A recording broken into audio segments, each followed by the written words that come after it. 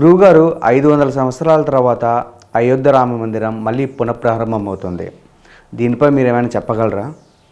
జనవరి 22వ తారీఖు ఏంటి ప్రపంచంలో గొప్ప అద్భుతం జరగబోతుంది. ఏంటిది? అయోధ్యలో హిందువులు బలిదానం అయిన తర్వాత దివ్యంగా భవ్యంగా దాదాపు 1000 కోట్లు పెట్టి, అది హిందువుల డబ్బు సుమా, హిందువుల డబ్బుతో స్వచ్ఛందంగా, అందులో కాగితాలు ఏరుకునే వాళ్ళు ఇచ్చిన రూపాయి కూడా ఉంది అందులో. ఆ డబ్బులతో కట్టిన దివ్య భవ్య నవ్య రామ మందిర ప్రారంభోత్సవం. దానికోసం దేశం అంతా 1000 ట్రైన్స్ వేయబడుతున్నాయి సంవత్సరం పాటు. మేము కూడా వెళ్తున్నాం, ముందే వెళ్తాను నేను, ఎవరు పిలిచారు, తర్వాత కూడా వెళ్తాం. విషయం ఏంటంటే, దాన్ని పురస్కరించుకొని ఆ రోజున ఇది బాగా హైలైట్ చేసి చిన్న మొక్క రీల్గా పెట్టండి. ప్రతి హిందువు ఆ రోజున రామాలయంలో వాళ్ళ ఊరిలో, కుదరకపోతే వాళ్ళ ఇంటి దగ్గర ఒక దేవతా వృక్షాన్ని నాటండి. ఒకటి కాకపోతే ఎక్కువే నాటండి. అది రామవృక్షం అనే ఒక నామకరణం చేసి, దేవతా వృక్షం అంటే మారేడు, నేరేడు, జువ్వి, వేప, మన ఉసిరి ఇలాంటివి. అలాగే ఫలవృక్షాలు కూడా నాటడం వలన ఏమవుతుంది? రాముడు గుర్తుగా బోల్డంత పర్యావరణానికి మేలు జరుగుతుంది. మనం మొక్కలు వేయమని చెప్తాం, వాళ్ళే మొక్కలు తినమని చెప్తారు. అది తేడా. మన పండగ వలన పర్యావరణానికి ఉపకారం జరగాలి. మీరు కావాలంటే చెక్ చేయండి. ఏంటని మీరు ఇలా వ్యతిరేకిస్తారు ఏడాది మతాలను? అంటే వాళ్ళ వలన పర్యావరణానికి హాని జరుగుతుంది. ఇప్పుడు క్రిస్మస్ పేరు చెప్పి కొన్ని కోట్ల చెట్లు కొట్టేస్తారు. మనమేమో చెట్లు వేయమని చెప్తాం, మొక్కలు వేయమని చెప్తున్నాం. ఎందుకంటే రామాయణంలో యుద్ధం అయిపోయిన తర్వాత రామచంద్రమూర్తి వాళ్ళందరినీ దండిగా తినమని ఇంద్రుడికి చెప్పి బోల్డ్ అన్ని ఫ్రూట్స్ ఏర్పాటు చేశాడు.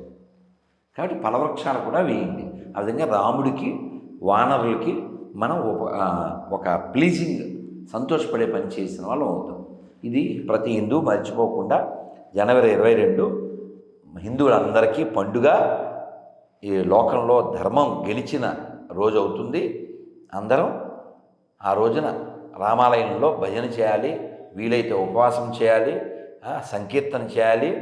చక్కగా రామవృక్షంగా ఏదో 1, 2, 3, 4 వృక్షాలు వేసి వాటి చుట్టూ ఫెన్సింగ్ కట్టి దాన్ని పోషించి అలా రామనామాన్ని ప్రపంచం అంతా ప్రకటించి అంతా రామరాజ్యం చేసి సుఖంగా సంతోషంగా ఉన్నన్నాళ్ళు ఉండి చక్కగా మనం వెళ్ళవలసిన చోటికి వెళ్ళాలి.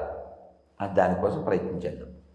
గురువుగారు, మీరు చెప్పినట్టు అయోధ్యలో రామ మందిరం, ఈ రామ మందిరం చుట్టూ రాజకీయ కుళ్ళు కుతంత్రాలు జరుగుతున్నాయని చాలామంది అంటున్నారు. మరి దీనిపై మీ సమాధానం ఏమంటారు? అయోధ్యలో రామాలయం కట్టాలి అని కోట్ల మంది హిందువులు 500 సంవత్సరాలుగా ఫైట్ చేస్తుంటే, కాంగ్రెస్ అనే ఒక బార్ డ్యాన్సర్ కంపెనీ 24 మంది లాయర్లు పెట్టి అయోధ్యలో రామాలయం కట్టకూడదని కోర్టులో పిల్లు వేసింది.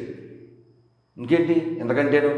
కాబట్టి ఒక ముస్లింకి ఇస్లామే ముఖ్యమైనప్పుడు, ఒక క్రిస్టియన్కి క్రైస్తవ ముఖ్యమైనప్పుడు, హిందువుకి తన దేశం తన ధర్మం ఎందుకు ముఖ్యం కాకూడదు? This country is not a choultry. ఎవడు పడితే ఉండడానికి. మరి సనాతన ధర్మం బ్రతికి ఉండాలంటే ప్రస్తుతం ఉన్న ప్రభుత్వాలు ఎలాంటి చర్యలు తీసుకుంటే మంచిదంటారు గురువుగారు? నువ్వు ఏం నేర్పిస్తే వాళ్ళు నేర్చుకుంటారు. పిల్లల తప్పే ఉంటుందన్న. అమ్మా నాన్న గుడికి తీసుకెళ్ళారు ప్రతి వారం, పిల్లలకి సహజంగా అలవాటు అవుతుంది. అదే తండ్రి ఇంట్లో మధ్యలో తిరుగుతూ పళ్ళు తోవాడు, కొడుకు అది నేర్చుకుంటాడు. దోషమేం లేదు. కాబట్టి పిల్లలు బాగుండాలి అనుకున్నప్పుడు వాళ్ళు ఎప్పుడూ నువ్వు చెబితే నేర్చుకోరు, నువ్వు చేసింది చూసి నేర్చుకుంటారు. కాబట్టి తల్లిదండ్రులు ముఖ్యం మొట్టమొదటి. రెండోది స్కూలు. తర్వాత రాజకీయ నాయకులకి ఏముంది? వాళ్ళకేం బాధ్యత లేదు కాబట్టి కదా దేశం ఎలా అయింది.